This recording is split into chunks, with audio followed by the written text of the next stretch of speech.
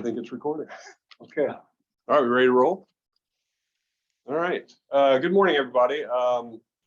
Thanks to those of you that got up this morning and decided to spend your next hour with Matt and I learning about aquatics and about a project in particular. My name's Terry Berkbuegler.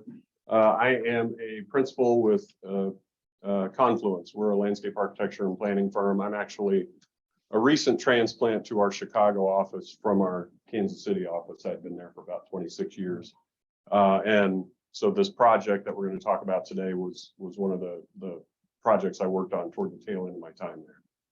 I'm Matt Freeby with Water Technology. As I sometimes refer to myself, I'm the cabana boy. Our projects range from simple filtration replacements or help with pool equipment all the way up to Olympic type venues and indoor and outdoor water parks and things like that. I've been with Water Technology for about 25 years. I am a principal with the firm and educated as an architect and an engineer. So I'm dyslexic. Yeah, basically. Very confused. Very confused in left brain and right brain. A little bit about Confluence. So we're a landscape architecture and planning firm. We don't have engineers. We don't have architects. You can see all the 9 office locations there, the nearest one being in Minneapolis. Some of you may have worked with them in the past, so we'll be working with them now. We do a lot of parks and recreation design throughout our network of offices and have worked with Water Tech, I would say, it's half a dozen to 10 projects now at this point. We've been, first one was what, 2008? Yeah. 2011, so 10 years ago. And so it's been a good relationship. A lot of great projects. We've helped communities kind of rethink their aquatics programming. Beyond just the aquatics, we do parks and recreation master planning, which, as you all know, helps inform, what are you delivering to your communities in terms of recreation programming, and aquatics is a big and ever-changing part of that. And Water Technology has been in existence for over 40 years. We work very hard to, as we say, right size. We're a program-driven firm, so rather than come in with predefined solutions, we want to work with the firm to understand, with the districts to understand what their needs are, what's being done in the area, what's not being done, and then work to develop a program that responds to specifically to the community's needs. So the project we're going to talk about today, Garden Rapids at the Big Pool. I want to start just by setting up the history and why the project is one that we thought was worthy to sort of take on the road and talk about. We got involved in 2020, I believe, 2019, actually, right before the world blew up. The project, the pool was coming up on its 100-year birthday. You can see some of the claims to fame there. World's largest free municipal pool when it was built. It was hand dug, held 2 million gallons of water originally in Garden City, Kansas, which is in the far southwest corner of Kansas. I tell people it's closer to New Mexico than it is to Kansas. It's so far out there. Very dry. Water was certainly different 100 years ago, but they certainly have water rights issues out in that part of the state. Over the years, it served the purpose of the community in many different ways. Eventually, they built that WPA project, bathhouse in the background there. And that's still in place today, and we'll talk about that. They used that thing was so big, it was 70,000 square feet of water when it was built. So almost 2 acres of water surface. They used it to windsurf. They did fun community events in it. You can get a sense of the scale when they iced it over in the winter and used it as a big skating lake. I mean, not too different than this out here. It's just maybe a little bit smaller. They even water skied on it. That's how big it was. And so they used it. It was just, everybody had these memories of this big body of water always being the big pool. I had never heard of it. I wasn't from Kansas originally, but when we started working on this, I would talk to people in Kansas City, like, why are you going all the way out to Garden City? Well, we're doing this thing. Oh, the big pool. Oh my God, we went out there when it was a thing that people would go to from all over Kansas as part of their summer. And one of the things that we learned about Garden City, it's a population of 24,000 people. They have a community college, but it is the economic hub of that region. They pull people in from Colorado, from all over kind of northwest and western Kansas, up from Oklahoma and in from New Mexico even, because it's the nearest place that has the shopping and things like that that people want. They also have meat packing. Tyson has a large meat packing facility. They're very agri-based. They have wind energy production out there, manufacturing. So they have money for a small town in sort of the middle of nowhere. And they also have a lot of diversity. Right across the street in this central park of Garden City was their zoo. And they would bring the elephants over once a year. You know, this was pre, paws in the pool kind of thing. They just bring the elephants over. So you imagine that had something to do with the structural issues on the pool. So why did it become time to renovate? They had structural issues I mentioned, water loss, user comfort, chemical consumption, and staffing. So this thing was cracked all over the place. They had repaired it. They had sealed it so many times. They had put in a bulkhead to reduce the square footage of water. They tried to keep it current. They tried to limp it along for many years. It was losing, when we got involved, it was losing 200,000 gallons of water a day. They had a pipe, whatever big diameter that is, 6-inch diameter, running from the time they opened that pool in May until they shut it Labor Day, nonstop, 24/7, just pumping water into that thing. So that just gets down to the user comfort. The water never got warm. So it was not comfortable for people to swim in. It was always cold. You talk about chemical consumption. They were throwing chemicals in that thing all the time. And they still couldn't treat, they were still having algae bloom. And they just never could get the water out into the middle of that big body of water, or they couldn't get the chemical out there. And actually, I don't know if we have a photo of it, but by the time we started working on it, they ended up, for safety reasons, they had to put a tower out in the center for a lifeguard. So every shift change, the guard had to get in the water and swim out in that 50-degree water over to that tower. So it wasn't necessarily the place that the lifeguards wanted to work either. So the questions for us, what we want to talk about today: how do you replace a 100-year-old icon with a new regional attraction within budget in less than 18 months, and actually 16? I checked the math this morning, and during a pandemic. That's what we did, and we were able to pull it off. And I'll be honest, luck had a big part of this. Things out of our control had a big part in this. The keys to success, though, were the public input. The community leaders started engaging the community in what they wanted before we ever got involved. They had gone through probably 6 months of engaging schools, community groups, and all those folks, because they knew the sentimental attachment that the community had to this thing. And this facility had people in the community who, could say their parents or grandparents worked on digging this pool. Yeah. So that's how everybody had a story. This one isn't great, but I dropped in. I went to a gym one time when I was out there for a meeting, and the guy asked what I was doing in town. One of the coaches, I said, well, I'm working on the pool. He's like, oh my God, I almost died there. I fell off the high dive and hit my head, and I literally, okay, well, there's another story about the big pool. So everybody had a story and a memory. Owner design team communication, a la pandemic. We didn't have a single design team meeting in person throughout this project. Everything we did was remote. It was scary, and at times it got a little frustrating. Because these long-standing partnerships, we were able to get through this, and that helped the city sort of, it built in an amount of trust in the city's mind for having these meetings and not really ever having an opportunity to meet with us. There were some, hey, we're going to get together and check in with the city periodically because we had to do that, but they were few and far between. And then our construction partners, we'll talk about the delivery process. They utilized a construction manager at risk process, but we'll talk about how we selected that group and the importance of getting a good partner, especially when speed was a part of this. All right, public input and social media, that was the first one. The city did all of this. They reached out to all of these groups for, well, actually almost a year, 9 months there, or 3 months at the beginning, and then they actually got us involved, and we continued it from the summer on in 2019. Multiple languages. They have over 40 languages and dialects spoken in their high school. Biggest high school I've ever seen. Our project manager spent 10 years in Dallas. He's like, I've never seen a school this big in Dallas. They have money. It's crazy. but they have folks from Africa, they have folks obviously from Mexico, South America, Central America, and they celebrate it. And that was something that was a bit of a surprise to us. We weren't sure, being a very kind of Southwest Kansas conservative part of the state. They really embraced that cultural diversity. Their leadership in the community is culturally diverse, which was a big part of this. And that leads into a discussion we'll have about equity as well. That was a part of this, and I think is just going to continue to grow.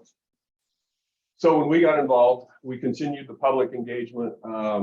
We went out to the pool, take advantage of those opportunities to engage your community where they are. If they're coming to the pool, let's engage them there. If they're going to different activities, they have an annual fundraiser at the zoo. We basically converged on the city for the last really 2 weekends of the summer, so we could get them while they were at the pool. We could get them to the kickoff of the football season and all these events they were having sort of, early fall. We were on the ground a lot. So the public kind of got tired of seeing us. I actually had a woman come up to me at a farmer's market and said that she was going to be, it was her 100th birthday on the same year that the pool would turn 100. And she wanted to be there to see, and she was there for the grand opening. Social media, they had a great communications team. That's something that we can't talk enough about. It's the importance of having all of your departmental experts in place and engage that community. Your public information team is critical for projects like this, especially when they have such emotional tie in a community. And pools, as you know, parks are one of those things that people really get attached to. It doesn't matter how poor the thing is performing, how much it's dilapidated. You change it. Yeah, you change it. It doesn't matter. I've always had this here. I may not have used it for the last 30 years, but it's always been there, and I don't want you to change it. All right, concept development. This is where Matt gets to talk a little bit as well. So the typical concept development that we went through, the sketch on the right is the plan on the right is the existing pool that we started with. So it had been originally this big rectangle. They put a bulkhead in to break it off into 2 sections of water. They added some slides. They added a kiddie pool. They added a spray ground, and they just had this bathhouse and concession building up here at the top.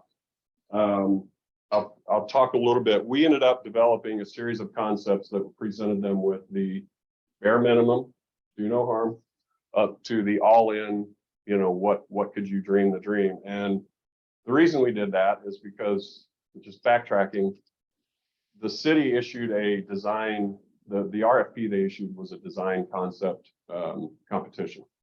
So the teams that submitted had to present some concepts, which we don't normally do. But we had talked to them, and their city leaders, the city assistant city manager was very open and honest. She was showing her cards. Here's what I want. Here's what we've done. We just need help. We submitted concepts. All in, we said to do everything that you had on your wish list is about a $13 million project. We interviewed, we presented. The very first question the committee had is, okay, that's great. What can you do for 6? I looked at his partner, Doug, and I said, Doug, that's yours. I didn't answer that. And basically what we had to do was right size. And so we went through a process of providing them with, here's your budget, here are some other options, and here's an ultimate dream. And then I'll shut up and let you chat. And stay on this slide for just a second. So we've talked a little bit about the scale of this thing, but to help you understand, because you'll understand, about 2 acres and things like that. But from our perspective, when you look at this image, again, the existing, it's the first time we were ever involved in a pool project where the water area was larger than the parking lot. Look at that. That's the scale of what they had. So starting with that, and again, as Terry's mentioned, it's this iconic piece in the community and in the region. Let's go to the next slide. Sure. So it's what do you do? How do you start this? And you start, again, we introduced ourselves and talked about the need for programming and understanding what they wanted to do and how they wanted to use the facility. So we started looking at, what's their revenue stream? Well, again, this was originally free, and they wanted to keep that. And we'll come back, we'll return to that a little later in terms of how they charge for this facility. But you wanted to, we needed to, as we were going through this process, we're in a pandemic. What are costs going to do? when they're asking about, responsibility for meeting a budget, when the forecast is so up in the air. And then it's how can we work through this with the team to make sure that we have and can stay on track and meet the budget expectations and the budget responsibilities while delivering this project that's iconic. But the first thing, is to backtrack a little bit and make sure that the team has the same expectations. So one of the first decisions is, what is it? Is it a community facility? Is it, more for the local community and going to be sized for that? Or are you looking at it as a larger concept in terms of a regional draw? And that's very important to understand what you're trying to do, because that starts defining your service area and things like that. Let's continue. So they decided after deliberations and talking about it, and actually pretty quickly, Very quickly, that they wanted to be, that they had a regional draw, that the facility has been there for 100 years. People have been coming to it from great distances. As Terry mentioned, as a shopping area, people come in and they saw this as something that people would come in, go to their shopping areas, but then, maybe stay for a day or two so they could be, participate in the Great Lake, if you will. So we started off going through and looking at what are some of the attractions and options that they could do beyond the standard, swimming pool lessons and things like that and basic programming. What are some of these sort of iconic features that are available out there? And we went through things like some of the challenge courses, as you see, surfing, which is not exactly available in the lower southwest corner of Kansas. Traditional climbing walls and some of the major iconic slide pieces and things like that, and attaching some budget figures to them so that you could understand as you started to make these selections what the cost impact of that is. Go ahead. And then we got into the really interesting stuff. Less spreadsheets. No, but basically you start outlining and saying, okay, here's some of the pieces, and then here's what the cost implications are by the different concepts. So we had gone through, I think it was by the time we were done, was it like 8? yeah. This is outlining 4 of them, but you start looking at some of the concepts and understanding, the basics of the concept, which is, if the area takes up and its capacity, patron capacity, but then it's also looking at those concepts and saying, okay, here's where you're spending your money. And also then when you come down and start analyzing what is the capital replacement that you need to be budgeting for? What are the fees associated with? What are the costs and revenues? Started analyzing each of those concepts so that we could make informed decisions, not only on the capital cost of the project, but the anticipated performance of each concept. Yeah, for this, and when we're working, especially on larger projects like this, we really emphasize the importance of having a business pro forma and a business partner. So for this one, we've worked with Ballard King and Associates. We've worked with others in the country, Pros and some others that you probably are familiar with. But for every concept that we developed, they were also developing a pro forma. So what would be the performance of that facility? What was going to be the staffing impact? Some of them required more staffing than others. All the way down to chemical usage, just based on estimates, based on water area, things like that. With water tech and their expertise, they could sort of flesh that out fairly quickly. A couple of key things to keep in mind here is, as Matt mentioned, the pool was originally free. Just a few years before we started on this, they started charging, I believe, $1 admission fee. They felt like they needed to at least earn some money on it. And it was, talk about equity, it was in a neighborhood that was in a part of town that was lower income, but it's a blue collar community anyway. So much of the community is this immigrant labor force. And they know that, and they accept that. They actually understand that their pool is a daycare. It's where kids are dropped off in the morning or at lunchtime, and they'll spend the rest of the day there. And they know that. That's just part of the culture there. Dollar daycare. Yeah, and so it is. It's a cheap daycare. They're not going to get that kind of service in daycare anywhere else. So they understood that, and they understood that was their demographic in their market.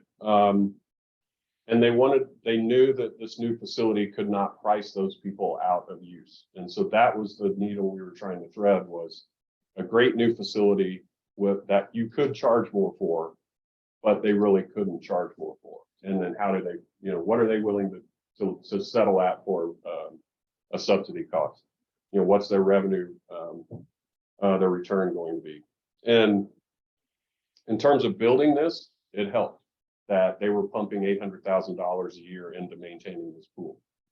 They were subsidizing that old broken pool to the tune of $800,000 annually already. So if you look at where did the money come from to build it, we started with that. We knew we had $800,000 to spend on debt service right off the bat. That is what they used to build out to say we can afford about a $6.5, $7 million bond issue over 30 years. That was their nut. But the buy-up options, this is the most boring slide, but one of the most important. The buy-up option approach was, here's what you can get for your budget. But we knew, and because they had a really smart city administration team, they knew that the council would pay for more, but we had to put the ideas, we had to put the ideas in front of them.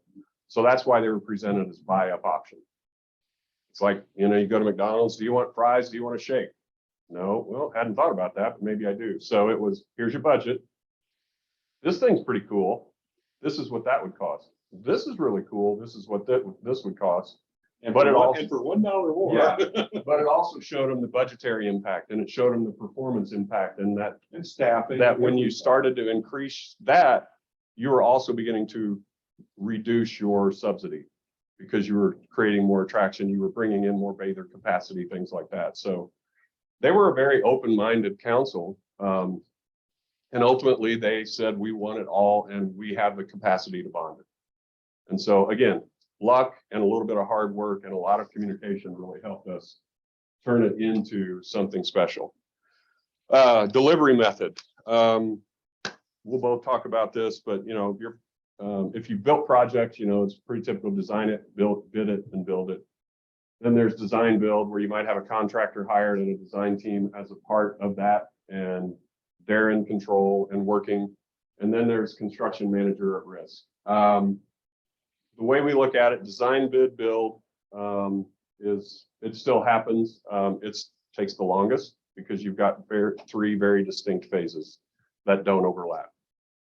It also can be a bit more of a risk because you don't really get good pricing until you get to bid day. You might have as consultants pricing it, and we do the best we can, but until you get that bid, you really don't know. But that's still the way a lot of folks do it, and the way a lot of projects go. It can increase competition in the market. Design build, faster, because you can start building it the minute you start getting some plans approved and your design team and contractor team are integrated. You can roll things out faster. You can have some pricing control, things like that. It puts more of the risk onto the contractor. CM at risk, construction manager at risk, is one that we prefer. It's kind of a hybrid. We're still contracted with the city or the client, as is the contractor, but we collaborate. We like it because we can get that contractor on the design team or integrated into the project earlier. Normally, and we had this conversation, we presented these options to the city council so they could decide what made the most sense. And one of the council members said, so as I understand it, if we go CM at risk, that will save us money. And I said, no, don't look at that as your money saving option. Look at that as your time saving option. It was important to them that they not miss a season. And the only way we could really hit that was to get a contractor on board fast. We were already under contract with the city, so design build was not going to work. They would have had to rejigger all the contracts.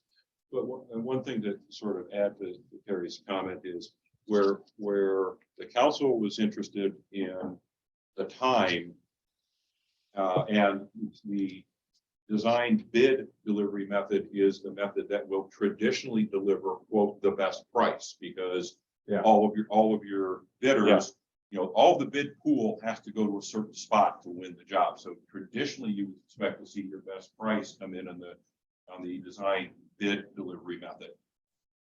Remember at the start of this when Terry said we got lucky?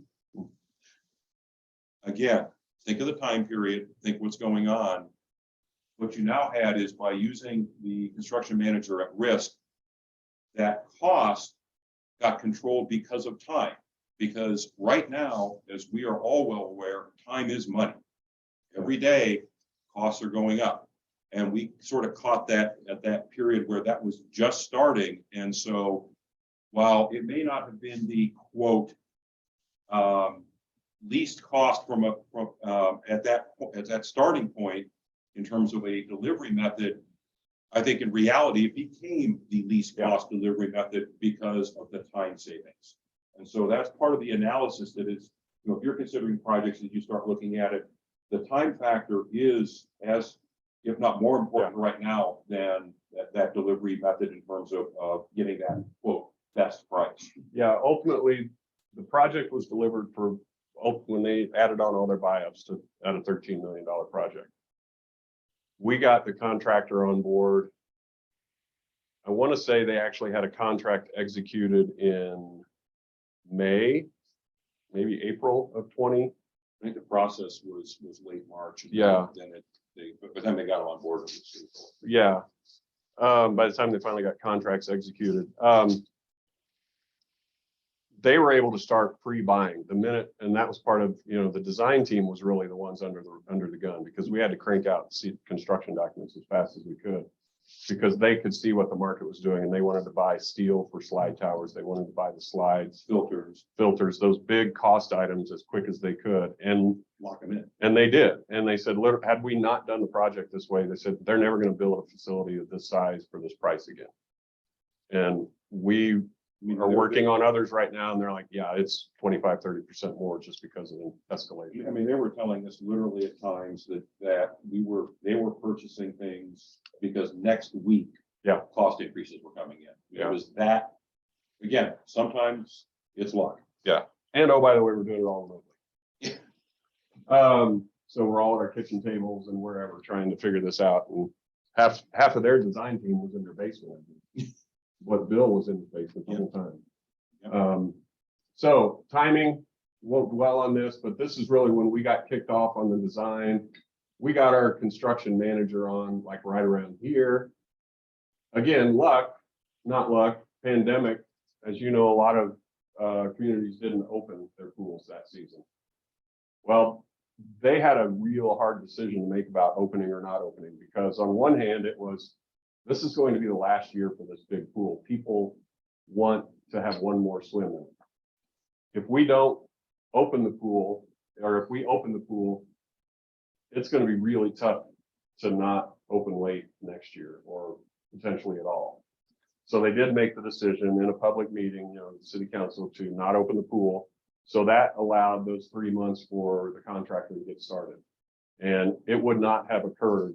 We would not have hit opening day without those 3 months. I don't know that we have pictures in here, but we were all there the night before, as you've probably been when you open a new project. We were there the night before, helping them clean out bathrooms and finding the keys to the lockers. How do these new lockers even work? The staff is trying to figure that out. Okay, we're not using the lockers tomorrow because nobody can figure out how they work. And the contractor was there like, hey, this zero depth entry area is too slick. They ran to the, you know, O'Reilly, and they found a product that they could put on that would give it some texture, at least to get them through the first season. And then so they were up all night, and they had an amazing grand opening. But if not for closing that pool that season, they wouldn't have hit it. And they didn't have hardly any weather delays. So luck. So what did we end up with? Ended up with a regional destination. And I look at this because I think it was the first time that we started having conversations with parks districts and departments about the role that districts and departments play in providing access to adventure, recreation, and things like that. That, you know what, you've got a segment of your community that can't afford to go to the private, you know, the Wisconsin Dells and those big aquatics facilities, public water parks, or that can't do, you know, any other number of things, can't go to Top Golf or something potentially. What does the district or the department play? What role do they play in providing access for those types of things? Because recreation has changed. You know, the community recreation pool isn't what people want anymore, and they're not going to come. They may not be able to go to the other one, but they're maybe not going to come to this one either because it just doesn't fit what people want. So we ended up with something that was much more of a smaller publicly owned aquatics park with two different slides, one tube slide, one body slide. Thinking about how do you remake something that was iconic, and its iconic nature, its reputation was big, the big pool. They went big. Yeah. They went big on slides. These fly time slides were the first installed in a public facility in the country. They've been at resorts and things. I want to, well, you know what we're talking about when we say fly time slides? Anybody not? Okay. So we've got video. We'll show you. They're cool. They're fun. So just, you've got all these things. You've got a lazy river. They still have competitive swimming. They've got a pull off dive well. We'll talk about that in a minute. A zero depth entry kids pool. There's a little adult kind of lounging rec area here off the lazy river. So a place for everybody. New concessions. This was that WPA building. We just went in, completely gutted it. The contractor said it was the dumbest idea we'd ever had because it would have been cheaper to demo it and build a new one. But it was important to the community as a remnant of the old. And the other thing this image shows is just which if you look closely at the older pictures, the amount of shade. Yes. You know, just shade everywhere. You know, I think we increased it by like 2.5 times. Oh yeah, yeah. So this is essentially the same outline as the old pool. And that was part of it too, is we didn't have another place to go. There wasn't another good place to build this pool while this would have stayed open. So that was part of the importance of closing and having that flexibility. You know, a sun beach or a sun terrace over here for just lounging in the lawn, concessions area. Spray ground was an interesting, we weren't planning to replace the spray ground. During construction, found out that none of the equipment was bonded. So somebody dodged a bullet there, but nothing was grounded properly. And it had been in place for probably 15, 20 years, something like that. So that all came out. That wasn't something that was expected. Luckily, they were able to find a donor in town that donated the money to go ahead and add that to it. So just some views of this. We built a new admin concessions ticketing building over here. They had zero concession revenue before. They basically went to Costco every day and bought what they were going to sell that day, and half of it would go. Sound familiar to anybody? So they had no storage. They had no facility for selling concessions because they were working all out of this building. And you can tell, I mean, this was women's, this was men's, and then they had a little bit of space in the middle to cram everything else in. That was what they had. We just resurfaced the parking, didn't spend any money on that. Tried to spend the money where it would get the most play value. So just some images of what it looks like. And these were used to help sell and communicate to the council the importance of these images. Another interesting or important piece of this was the branding and thematics. It couldn't just be Garden City Big Pool or Garden City Pool. And they actually did a public naming competition where we asked people to solicit names, and then our team developed graphic packages to go with each name that was brought forward. They had a committee developed, and one of those was a 12-year-old, which was probably the most insightful person on the committee. Highly encouraged that. He's like, I just don't like that. I'm like, thanks for being honest. It's like, that doesn't sound like fun to me. Well, if it's not fun to you, then it's probably not fun to your friends. Yeah. So they landed on Garden Rapids, and I won't go into all the why, but the color scheme, you can see, if you barely see, this is their city logo. It's got all these different colors in it. And that for them it talks to the diversity in the community.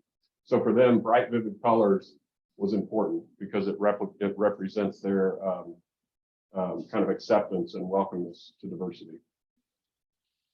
And then we developed this graphic, this logo for them for the facility, and their communications team took it and ran with it, and it's done an amazing job.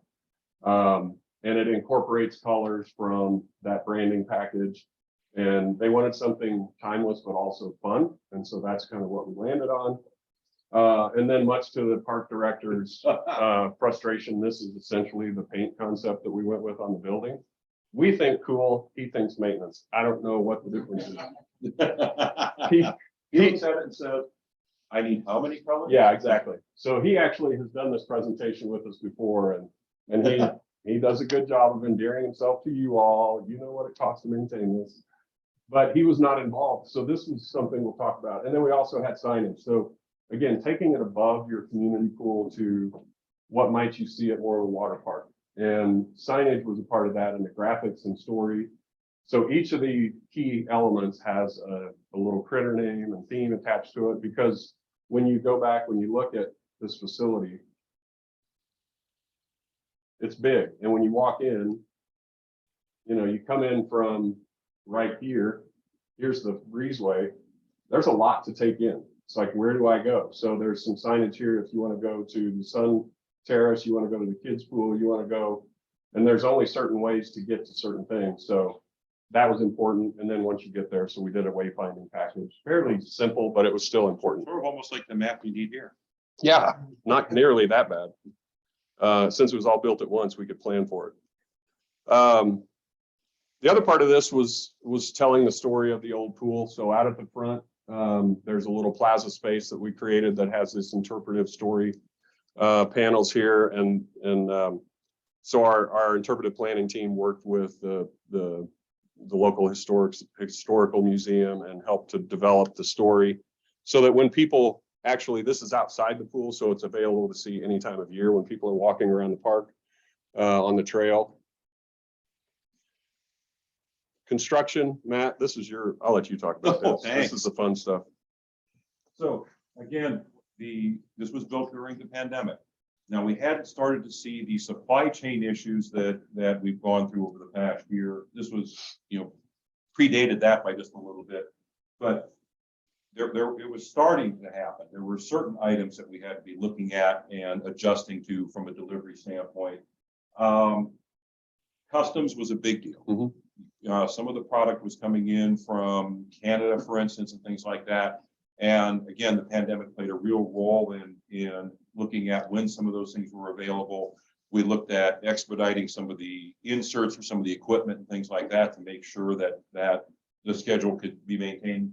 Construction manager did a great job of laying out, was very communicative in terms of submittals and things like that. The team worked together to look at the submittal strategy to make sure that these long lead items were properly tagged, so that internally on the design side we were reviewing things in a not necessarily in the order that they would be built. We're reviewing them in the order of their lead times. Yeah. To make sure this stuff got out. Weather delays were pretty minimal. Yeah. Again, sometimes you get lucky, and the summer was pretty dry. Contractor was able to work through some things. Getting out to see the project was interesting. Yeah. Yeah, there were off and on travel delays where either we weren't allowing our staff to travel to project meetings, or us, or them, or contractor. So for the most part, though, we were okay. If you're going to go and you're going to have a job site meeting, you're meeting outside, fine. No indoor meetings, and all of that stuff we were trying to manage. And they were having outbreaks in Garden City, so their staff was not allowed to go to. It was just every meeting was a different. Okay, what's the protocol going to be for this? Well, and some of it, we had to heighten our trust in the contractor and do a lot of the reviews. I know Bill would sit in his basement, our project manager, and the contractor would walk around with a pad. Yeah. Showing things, and Bill would be like, okay, go back to that. Okay, I want you to take a picture of that. Here's my comment on that. So we were doing literally remote site visits in a couple of occasions. Yeah. So what we ended up with, so here are the fly time slides. Essentially, they're two different heights or two different trajectories. They shoot you up in the air. Ski jump. Yeah. So it was launching people up into the air, into the deep water. This one a little less high. I mentioned the just off to the lower part of this image is the dive well. That costs extra money to build that little extra well. And that was something that we didn't want to have to pay for, but if we hadn't, you wouldn't be able to run the slides and the dives at the same time. They could have done, hey, hour on, hour, they could have rotated it, and they said, no, let's just go ahead and buck up for the extra dive The well extra area. surface area of the pool. Yeah, because we ended up needing, you need about a 60-foot runoff area or fly area here, which is 2/3 of the pool. Yep.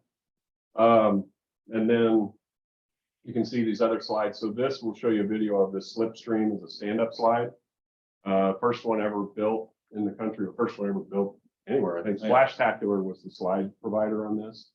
Great partner, really engaged and Very creative. very creative. They wanted to get one of these built. They had it at their facility. They wanted to get it They built. tested it. They tested it. They wanted to get it built and they said, we'll donate it. Look, I mean, obviously you don't get slides donated, you know, $750,000, $500,000 slide. But they wanted to get one built and they had provided all the other slides on this. So they worked with city, said, look, if you can handle paying for the run out, pay for getting it on the tower, we'll provide the slide. And so they did it. We worked that out. And then this little guy here, he used to be in their kiddie pool. And that was again part of the what else can we do that sort of keeps that story alive. And so we brought him out. He was actually a wet slide at the time. And we thought, well, let's restore it, put it out front, just let it be a dry kiddie slide, but it's sort of fun and playful. And that way anybody can use it any time of year. It doesn't have to be just if you're in the pool. And it was pretty, you know, it's fiberglass. It had been faded. Everything was failing, you know, kind of deteriorating on the fiberglass. We got creative. They were like, well, who restores this stuff? My first thought was, well, who does boat repair in here? Well, not a lot of marine repair companies out in Southwest Kansas, but body shops. So no kidding, Skeeter's repair shop did the restoration on that for us and then brought it out and donated their time to restore it just as their gift to the community. And so they were bringing it out. They were so proud to roll that thing, you know, put it in place. I mean, it was all in the news and everything. It was a big deal for them. And that They did a great job. Yeah, and that again goes back to the best part is, so you walk up the front, you slide out the back, and we have a little rubberized surface. I really wanted that to be brown, but the city wouldn't let me. I'm like, this has just got to be brown here. They're like, no, we're not doing that, Terry. So really cool. Again, taking the theming and branding all the way through, so you just are making things consistent. Another trick, don't spend money on painting these, just galvanize them, put your color elsewhere, put your money elsewhere. All that steel. Do provide shade at the top. Yeah, do provide shade at the top because you got guards working up there all day long. Provide shade over the wet areas too, provide shade over the leisure pool, provide shade over the kids' pool. Those things are important. Nighttime programming, they increase their programming. They try to use this as much as possible, get people out there for nighttime events, movies in the pool or dive-in movies. They have adult night where they'll have a cocktail bar in the concession area. So they turn up the music a little louder. They just try to they're trying to make revenue. They're trying to make money because they're not making it on their. They're trying to activate and energize it. Yeah. And again, so now it's a whopping $3 a day admission. And their numbers are doing well. Believe it or not. Oh, here, I got to show this. Yeah, we got it. So we did get to actually play the day before the grand opening. We got to help Splashtacular beta test this stuff. So that's our project manager. And then let's see here. That was Splashtacular in the background laughing, by the way. This is me.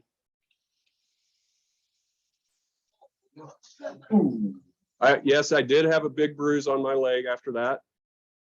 And then this is Jen with WaterTech going down the stand-up slide for the first time, which at first it's really slow and weird. But once you figure it out, you can zip down that thing.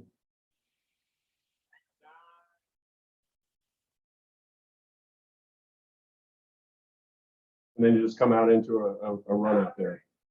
And it is, at first you're like, oh, how does this work? But you suspend yourselves on your arms and you just Sort of like skiing. Yeah, on your heels and your arms, and you start really flying down it. And of course, with the fly time slides, the next day we're there watching.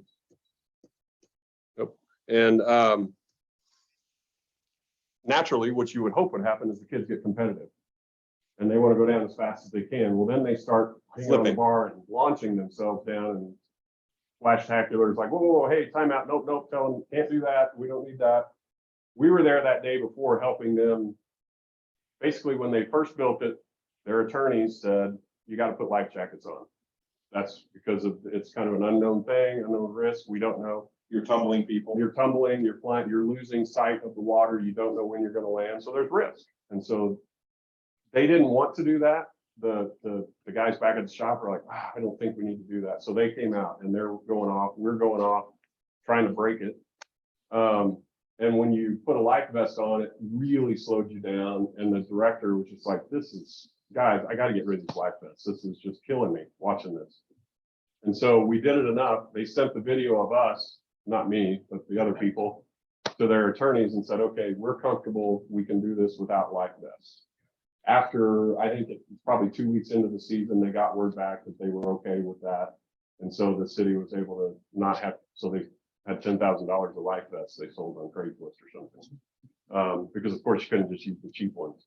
But that was something that we'll talk about that, but that's something to think about is as you're adding these additional attractions, that the more adventure, there's more risk. And so you need to make sure your legal counsel is prepared to navigate that up front, because you don't want to be figuring it out after the thing is built. And they're like, hey, we're not covered for this. We had conversations with, at first the legal team for Splashtacular said, well, as long as you have everybody sign a waiver when they come in, we'll be fine. Waivers mean nothing. We know that. But the city's like, we're not going to do that for all of that. These are kids. We're not going to do that every time somebody comes in and give them a band. And so the life vest was the way to avoid that at first. And then eventually enough testing proved out that it was okay.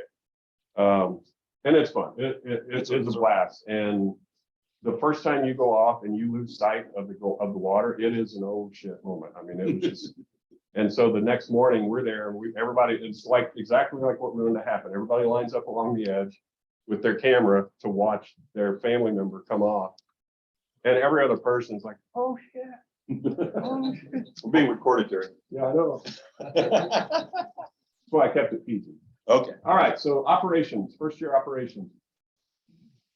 So admissions were up by 208% their first year. So that would have been 2021. Revenue, they had no revenue before, so it was easy to beat that, but 336% improvement. 5% of their daily admissions were passes.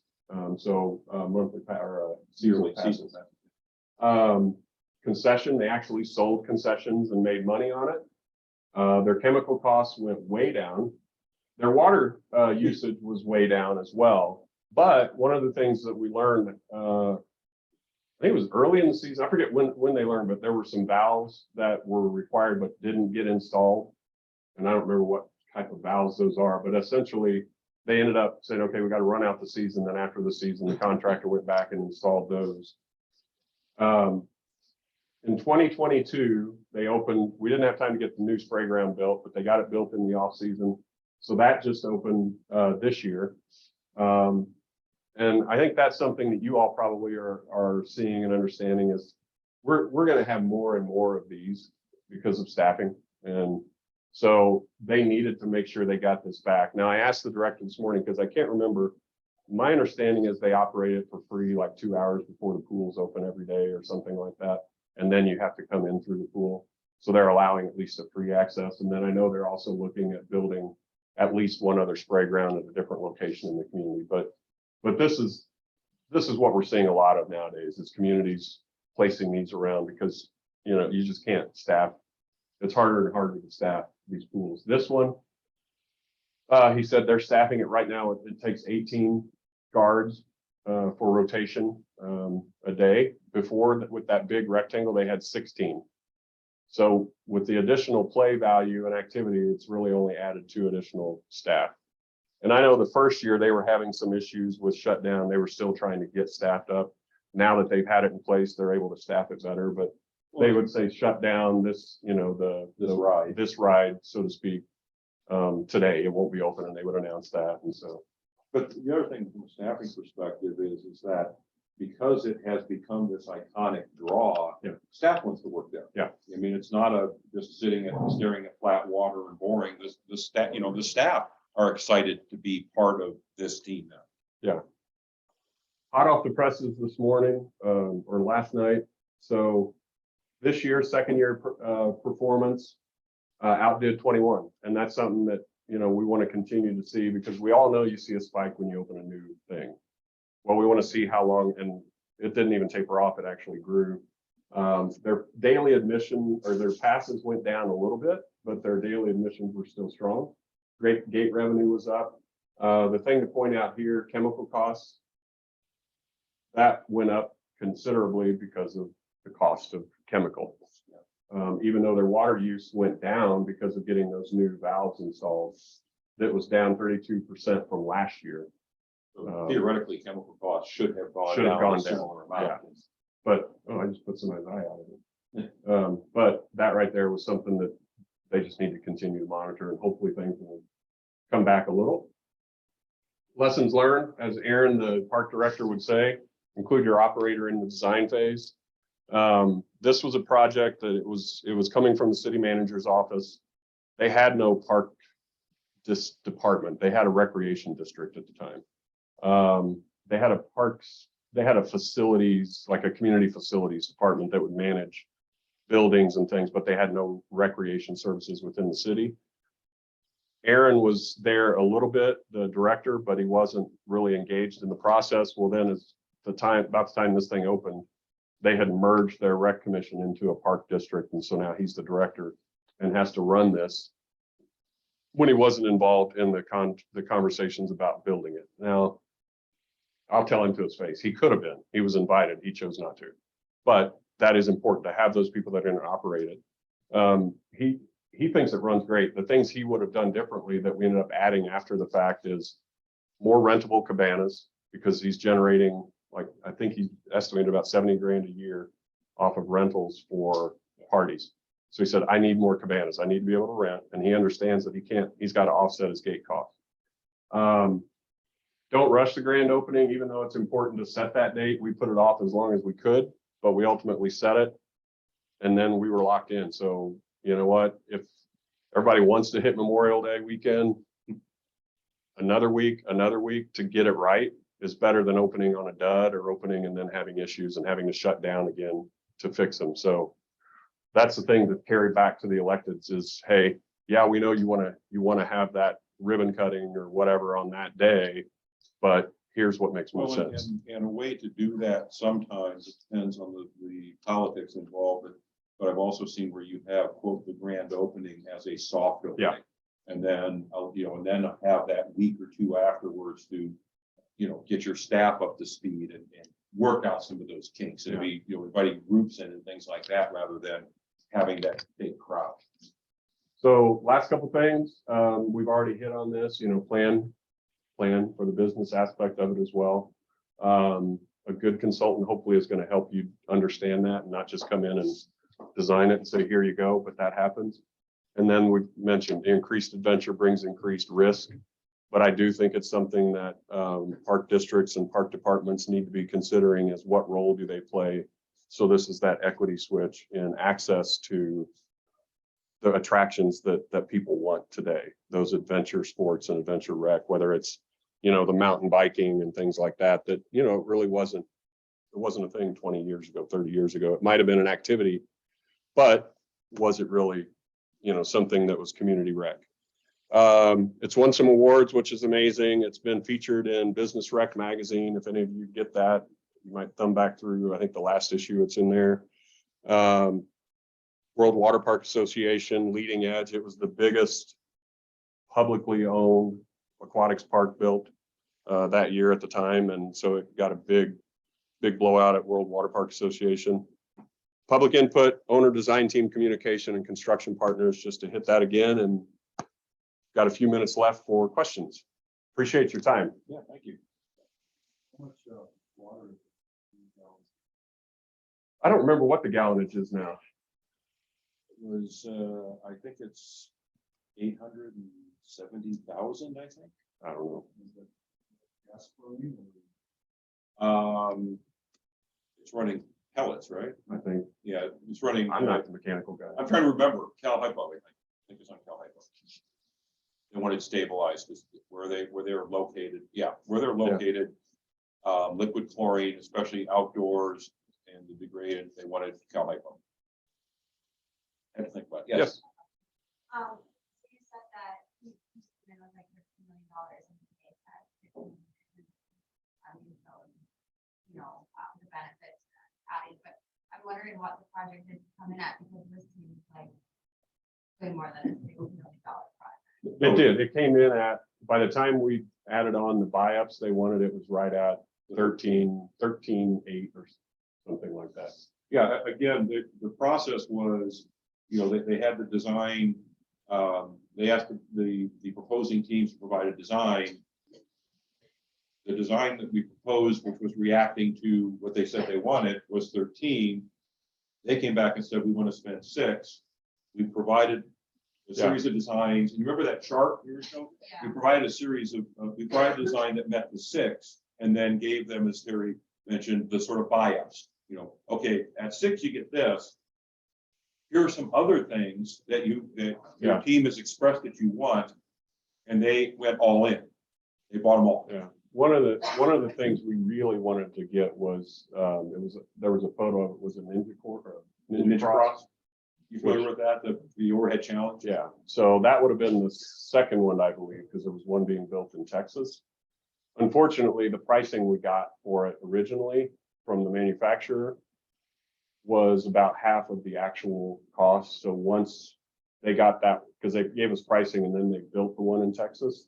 And then they came back and found out, oh yeah, no, it's twice what we thought. And it just, unfortunately, it was one of those things that got the city excited and then we had to break the news that it just can't fit. And so having the ability, that's when Splashtacular said, well, we could use that space for this, if you would be open to this slipstream or slipstream. You know, if the improvements generating economic development. That's a great question. And as I was putting this together last night, I thought I want to get that and add to it. I suspect it has, but I couldn't say for certain because I know they're keeping track of addresses, zip codes that come. And so I want to get that information and I know it's helpful because one of their city councilors is also part of their county economic development council. And so he's a stats guy. So I want to find out, but I have to think it did because it's a place where people will come for a weekend, shop. There are museums, they'll go to the zoo, they can spend a day here. And it's an affordable weekend vacation for people that live in that part of the state and country. Other questions? Yes. Do you know what their subsidy is? On this now? I don't know. I don't know if we could parse that out. Well, I don't know what their subsidy is now. I'll have to look at that. I know it's not as great as it was because, the cost of operating has come down so much, but there still is a cost. My gut tells me it's probably, they're probably a 40 to 50% cost recovery, something like that. But I'll track that down and I'll send it to you because it's now that they've run it for a couple of years, I think they'll have a better idea now that they've got it staffed and working out some of those bugs. Anything else? Just generally curious, with all that water that we use now, 200,000 gallons a day, what was the soil condition? You did a mess under there. I mean, that seems like a disaster and undermining. Yes and no. It was not great, but the water was wasn't leaking out as much through the bottom of the pool like we thought it may have been. There was they had a sump, a deep sump near it that they would empty the pool out into every year, and then that drained downstream, and it was basically leaching into that. So it was actually not just sitting. Otherwise, that thing probably would have floated out of there a long time ago. But so it was getting away. But we did have to do some soil remediation, and that was something that we, otherwise it was just tearing out a bunch of concrete.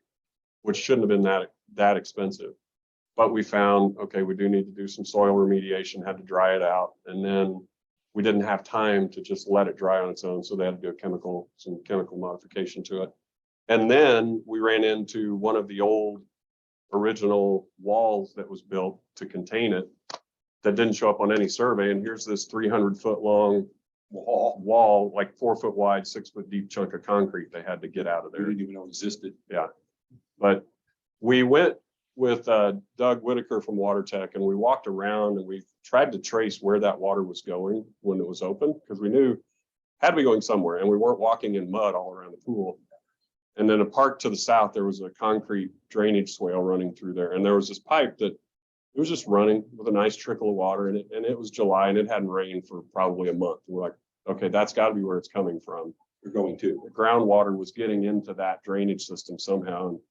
And then he saw there was just white settlement, which would have been the chemical, whatever. And so he's like, yep, this is the water from the pool. So it was finding its way out without really creating much of a mess. And that's part of why they were sort of okay with it. It wasn't creating a bigger problem. The other part of that, and then I'll let you all go. They own their own water plant, the city does. So their subsidy was actually they were probably paying more than 800,000 because they were not paying the full water bill to the water department. So really the cost that they were spending on that was probably higher than 800,000. When you start adding in, they weren't really paying a full water bill. They knew they were paying for some of it, but the guy that ran the water plant, like, yeah, they're not, Parks isn't paying for all the water we're providing and treating, or they're not paying for the treatment that we're doing. So, well, anything else? I was gonna say, as a closeout, there were 2 questions that we weren't able to answer. If the 2 of you don't mind coming up afterwards and let us get your information, we'll write down the question and get the answer to you as follow-up. If any of you would like a copy of the presentation, I'll put a piece of paper up here and just to give us your email. Happy to send it to you. And then it's going to be provided with the recording as well. Also, if you don't want to give us that. Yeah. So thank you all. Yeah, thanks for coming. Enjoy the rest of your Friday.